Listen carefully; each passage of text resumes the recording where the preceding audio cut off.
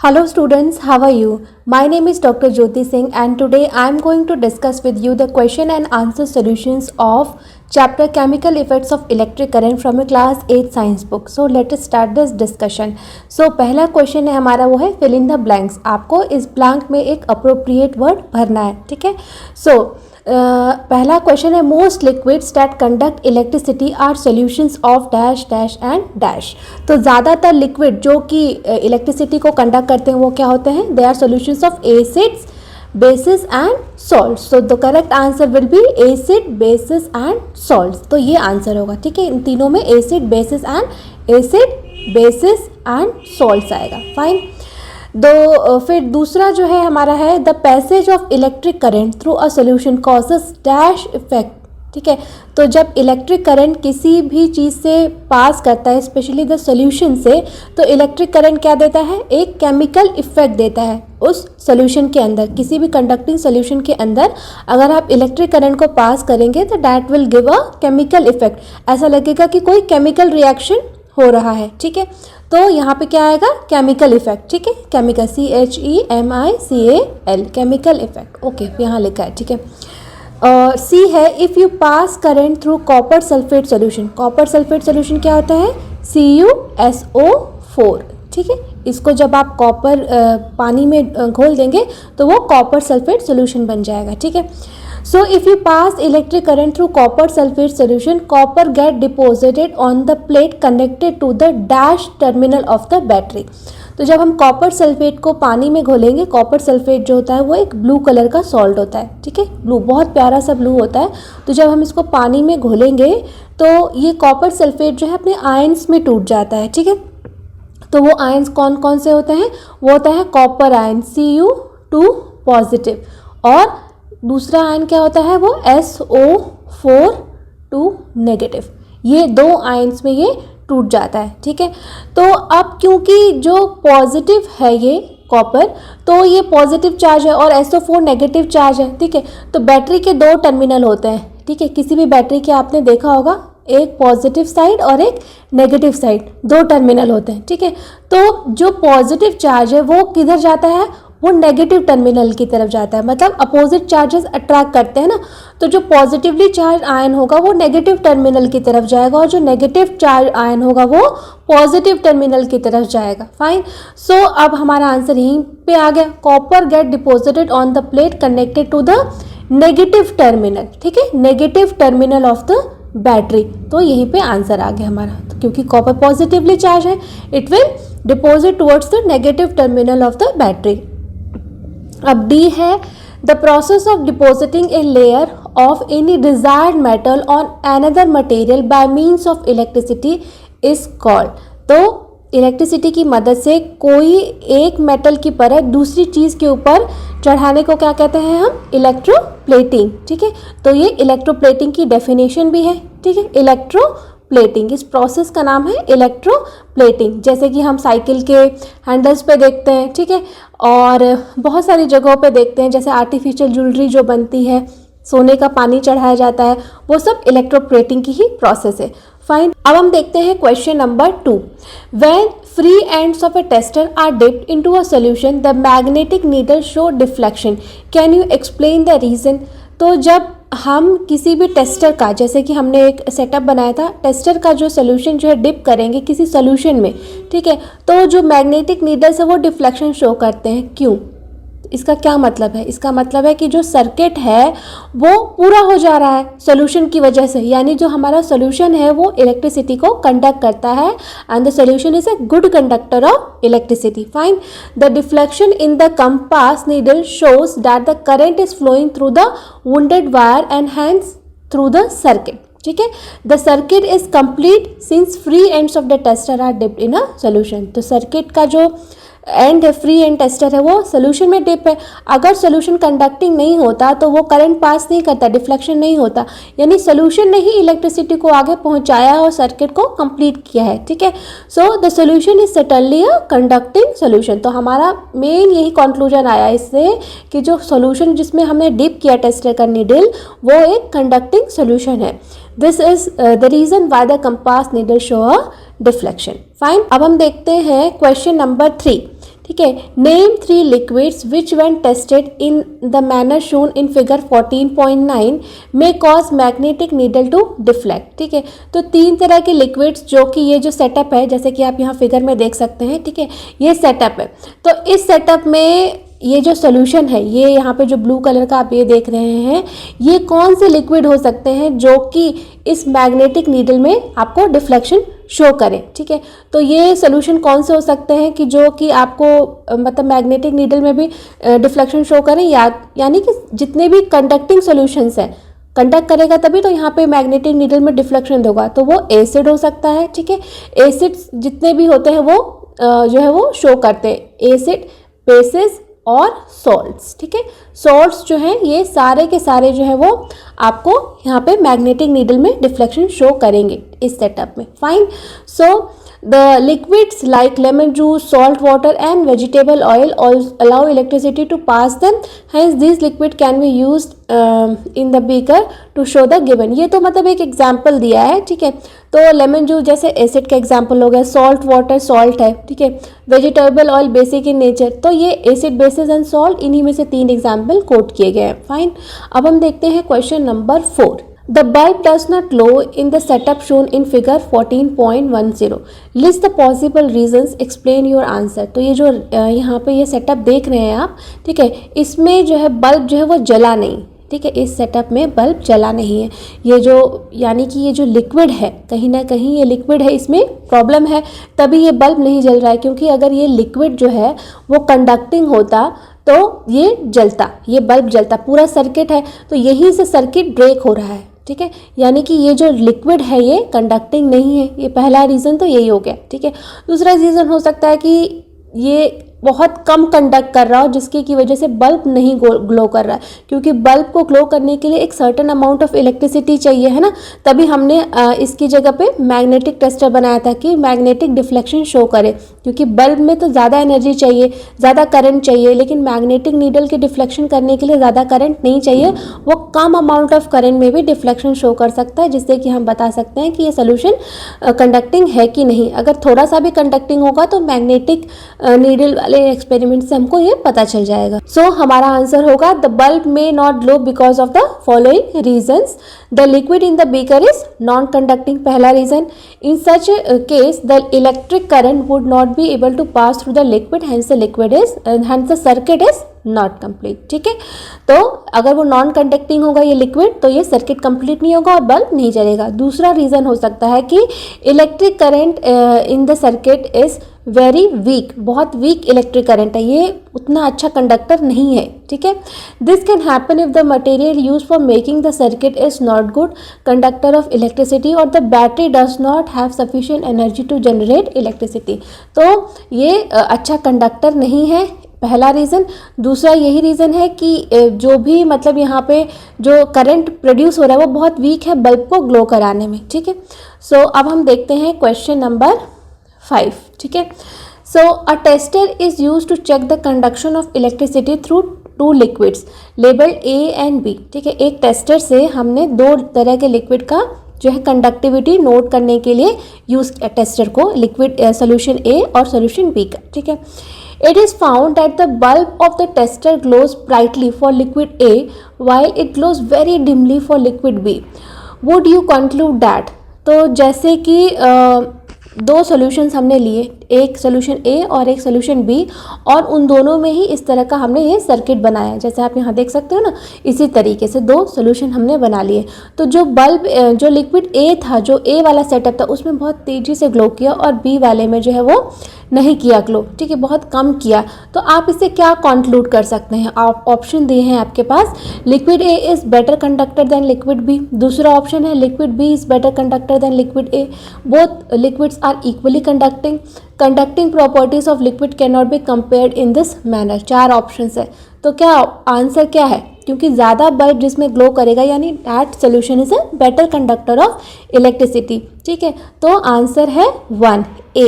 ठीक है, आंसर यही है कि liquid A is a better conductor of then the liquid B. ठीक है, the amount of current flowing through a conducting solution depends on the conductivity of the solution. जितना अच्छा conductor solution होगा उतना ज़्यादा आपका अच्छा वाला बल्ब ग्लो करेगा, ठीक है, तेज़ करेगा glow. With more conductivity more current passes through the solution and vice versa. Vice versa मतलब ठीक अपोजिट, अगर कंडक्टिंग सोल्यूशन कम होगा तो कम इलेक्ट्रिसिटी पास करेगी, अगर ज़्यादा होगा तो ज़्यादा करेगा।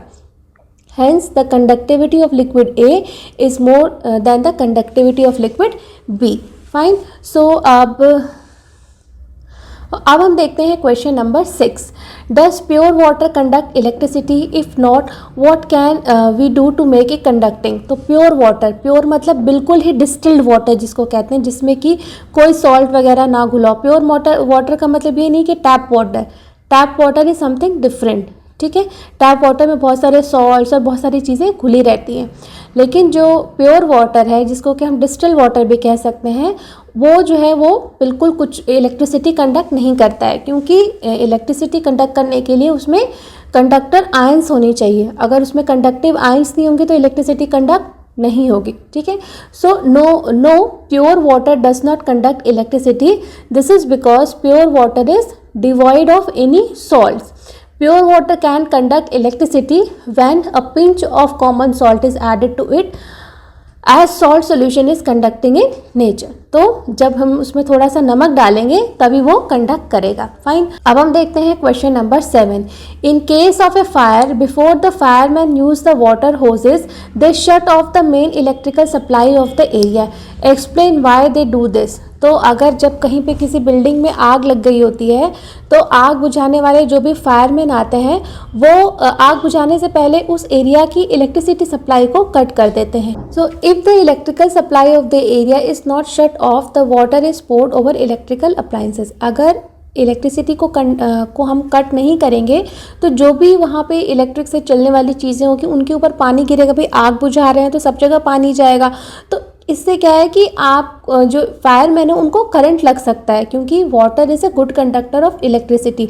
आप जो भी पानी बुझाते हैं आग को, जो वो प्योर वाटर नहीं होता है, बिकॉज डिस्टिल वाटर जिसको हम प्योर वाटर कह रहे हैं उसको बनाने का अलग से कॉस्ट होता है, ठीक है। क्योंकि जो नेचुरली वाटर पाया जाता है कुओं में, तालाब में, नदियों में, वो सबका सब जो है वो उसमें कुछ ना कुछ सॉल्ट्स और मिनरल्स डिजॉल्व होते हैं। तो जनरली जो भी वाटर हमें नेचुरल तरीके से मिलता है वो गुड कंडक्टर ऑफ इलेक्ट्रिसिटी होता है। तो इस वजह से जो फायरमैन होते हैं उनको करंट लग सकता है, ठीक है। डिस्टिल वाटर जो है लैब में मशीनों के थ्रू बनाया जाता है ताकि हम उसको अलग अलग एक्सपेरिमेंट्स और बाकी यूज़फुल तरीके से यूज़ कर सकते हैं, और उसमें काफ़ी कॉस्ट लगता है, ठीक है। सो then electricity may pass through the water and harm the fireman. That is why in case of a fire the fireman shut off the main electrical supply of the area before they use the water hoses. अब हम देखते हैं question number 9। A child staying in a coastal region test the drinking water and also the sea water with his tester. He finds that the compass needle deflects more in case of sea water, ठीक है। Can you explain the reason? तो एक लड़का जो है कि वो पीने का पानी और जो समंदर का पानी दोनों को अलग टेस्टर से टेस्ट करता है, तो वो क्या देखता है कि जो समंदर का पानी है, सी वाटर है, वो ज़्यादा कंडक्ट कर रहा है इलेक्ट्रिसिटी को, उसका बल्ब ज़्यादा ग्लो कर रहा है। क्यों? क्योंकि जो सी वाटर है contains more dissolve salt than the drinking water. पीने के पानी में भी मिनरल्स होते हैं, सॉल्ट्स डिजॉल्व होते हैं, पर उतने अमाउंट में नहीं होते जितने कि सी वाटर में होते हैं, ठीक है। समंदर का पानी इसलिए कहते हैं लोग ज़्यादा खारा होता है, ठीक है। Hence it is more conducting than the drinking water. Because of this reason the compass needle reflects more in sea water than in the drinking water. तो इसी वजह से कंपास की नीडल जो है सी वाटर के टाइम जब हम टेस्ट करेंगे तो वो ज़्यादा डिफ्लेक्शन शो करेगी। फाइन। अब हम देखते हैं क्वेश्चन नंबर 10, ठीक है। Is it safe for the electrician to carry out electrical repairs outdoors during heavy downpour? Explain. तो जब कभी बहुत ज़ोर से बारिश होती है तो अचानक से आपकी जो है लाइट कट जाती है, क्यों? ठीक है। या अगर लाइट ख़राब हो गई, ठीक है, तो उसका रिपेयर इतनी जल्दी नहीं होता, कुछ टाइम लगता है ना, 2-4 घंटे लगते हैं, कभी कभी तो पूरा दिन ही लग जाता है। क्यों? जब ज़्यादा बहुत भयंकर बारिश होती है, क्योंकि जो वाटर है वो गुड कंडक्टर ऑफ इलेक्ट्रिसिटी है। अगर बारिश के समय में कहीं पेड़ वगैरह टूट जाए या कोई तार ही टूट जाए तो इलेक्ट्रिक करंट हर जगह फैलने का डर होता है। इसी वजह से जनरली जब बहुत तेज़ आंधी तूफान बारिश होती है तो इलेक्ट्रिक सप्लाई कट कर दी जाती है, ठीक है। अब लेकिन क्योंकि ज़्यादातर इलेक्ट्रिक सप्लाई अंडरग्राउंड होने लग गई है, ग्राउंड के नीचे से वायर जा रही है, तो अब ये बहुत कम हो गया है कि लाइट कट जाती है। लेकिन कुछ एरियाज़ में अभी भी ऐसा करते हैं, और अगर कुछ ख़राब हो गया है तो बारिश हो रही है तब तो वो नहीं रिपेयर होगा, क्योंकि वाटर जो है गुड कंडक्टर ऑफ इलेक्ट्रिसिटी है, उनको करंट लग सकता है ना। So it is not safe to repair electrical appliances outdoors during heavy downpour. ठीक है, हैवी डाउनपोर मतलब बहुत बारिश। This is because rain water contains dissolve salt. Rain water में भी डिजॉल्व सॉल्ट्स होते हैं, वो डिस्टिल वाटर नहीं होता है, क्योंकि बारिश बरसने के टाइम पे काफ़ी जो भी एयर पोल्यूटेंट रहते हैं, बहुत सारे तरीके की चीज़ें पर्टिकुलेट मैटर एयर में उड़ रही होती हैं, उनसे रिएक्ट कर जाता है। ठीक है, तो वो एक तरीके से डिजॉल्व सॉल्ट्स ही रहते हैं उसके अंदर। देयरफॉर आपने एसिड रेन का भी नाम सुना होगा, है ना। So therefore rain water can conduct electricity. तो रेन वाटर भी इलेक्ट्रिसिटी को कंडक्ट कर सकता है। The electrician may get electrical shocks while working outdoor during rain. तो उनको करंट लग सकता है, इस वजह से बारिश होने के टाइम में तो कोई भी इलेक्ट्रिकल रिपेयर नहीं करता है। अब हम देखते हैं question number 11। Paheli had heard that rain water is as good as distil water. Paheli ने सुना है कहीं पे कि जो रेन वाटर है वो भी डिस्टिल वाटर ही होता है, उसको भी हम डिस्टिल वाटर की तरह यूज़ कर सकते हैं। ठीक है, so she collected some rain water in a clean glass tumbler and tested it using a tester. To her surprise, she found that the compass needle shows reflection. What could be the reasons? तो अब पहेली surprised हो गई कि सब भाई मैंने तो सुना है कि रेन वाटर जो है बिल्कुल प्योर होता है, डिस्टिल वाटर होता है, उसमें कुछ भी डिज़ोल्व नहीं होता है। हाँ, ये सच है कि रेन वाटर जो है प्योर होता है, डिस्टिल वाटर की तरह होता है।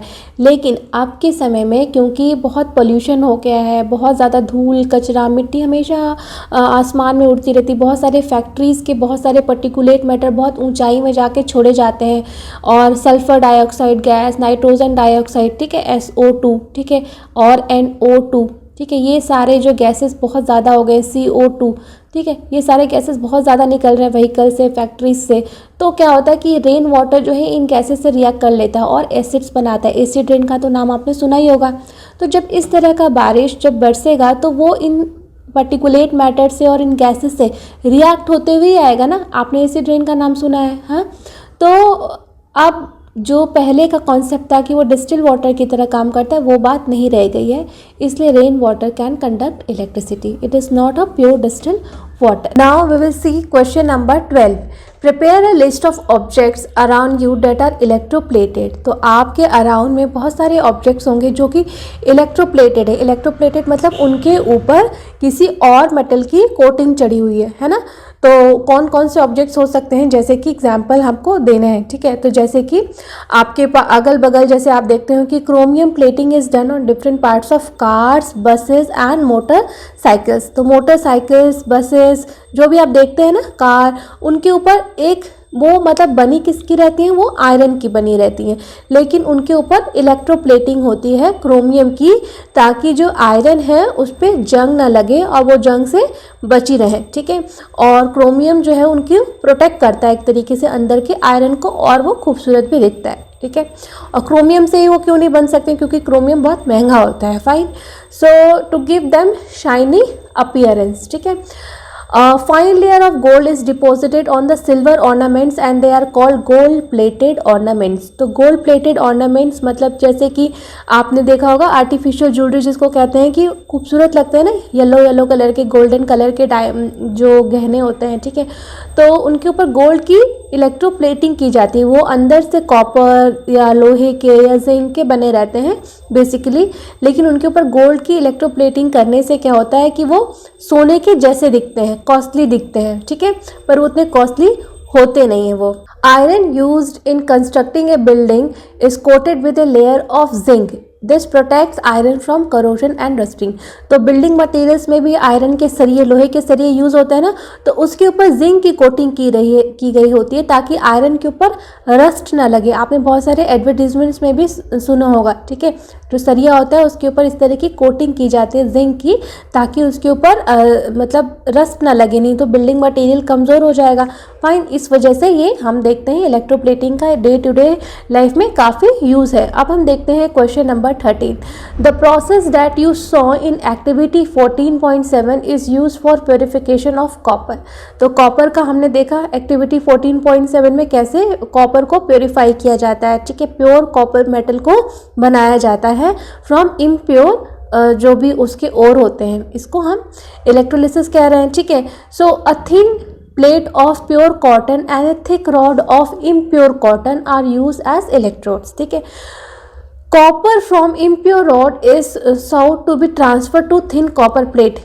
Which electrode should be attached to the positive terminal of the battery and why? तो जैसे कि आप यहाँ समझ जाइए कि ये जो है वो एक कॉपर सल्फेट सोल्यूशन है, CuSO4 का एक ये सोल्यूशन है, ठीक है. CuSO4 का सोल्यूशन है और यहाँ पे जो है ये मान लीजिए कि ये एक इम्प्योर जो है वो कॉटन, ये कॉपर का ये है इम्प्योर, ठीक है, और ये कॉपर का जो है प्योर कॉपर का ये प्लेट है, ठीक है. तो अगर हमारे कॉपर सल्फेट है ये, तो कॉपर सल्फेट सोल्यूशन में ये कॉपर जो है वो Cu2 पॉजिटिव और SO4 2 नेगेटिव, ये आयंस में ये टूट जाएगा, ठीक है. तो आपको पता है कि जो पॉजिटिव चार्ज आयंस होते हैं वो कहाँ जाते हैं, वो अट्रैक्ट होते हैं नेगेटिव टर्मिनल, क्योंकि जो अपोजिट चार्ज की चीज़ें होती हैं वही आपस में अट्रैक्ट होती हैं, ठीक है.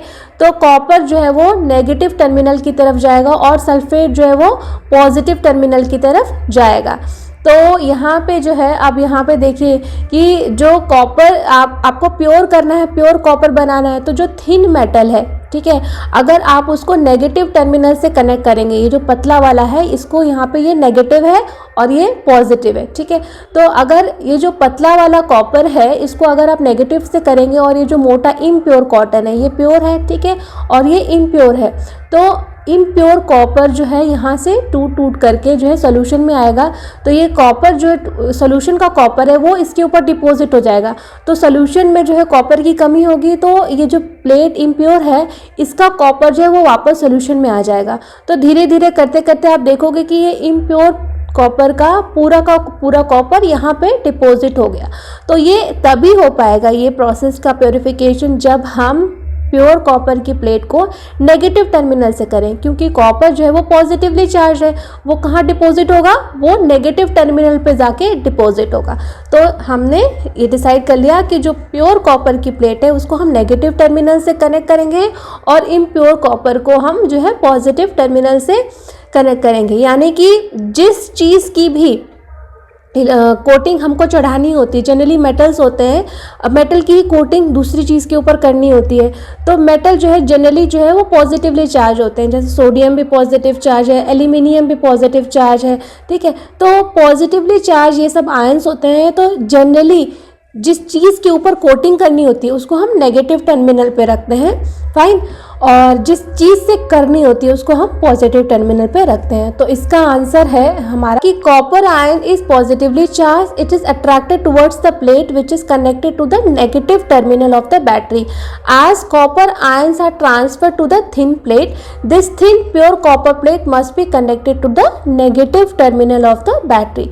Consequently, impure copper rod is connected to the positive terminal of the battery. ठीक है. सो होप करती हूँ कि आपको ये क्वेश्चन आंसर डिस्कशन अच्छे से समझ में आया होगा. And still, if you have any doubt, then you can write in the comment section. I will surely reply. Thank you.